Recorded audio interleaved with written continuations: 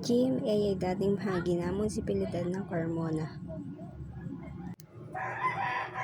The Municipality of General Mariano Alvarez, GMA in Cavite, is a young but historically rooted town named after the Filipino revolutionary hero, General Mariano Ninong Alvarez. The municipal hall stands today as the center of governance and symbolizes the town's progress from its beginning in the 90s to the present. 1951, nagsimula bilang kapilya ng kalaunan ay naging simbahan ang Holy Family Parish noong 1968.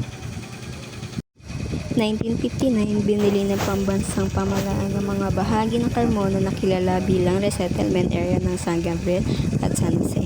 1968, nagsimula ang Carmona Resettlement Project upang ilipat ang mga iligal na konstruksyon mula sa Quezon Memorial Park at paglipat ng mga residente sa lugar na magiging GMA. 1974, ang mga resettlement project areas ay tinatag na komunidad para sa mga residente ng Quezon City, Manila, Makati at Paranaque. 1980, isang plebisito ang ginanap at ang karamihan ng mga boto ay pubor sa paglikha ng General Mariano Alvarez bilang isang hiwalay na munisipalidad. March 14, 1981, ito ay naging isang independiyenteng munisipalidad kaya ito ang pinakabatang bayan sa Cavite.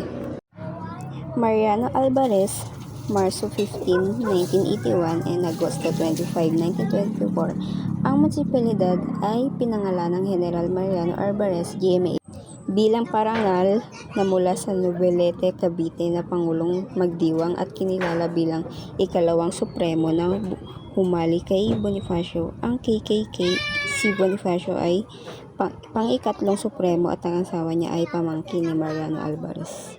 It's beginning to look a lot like Christmas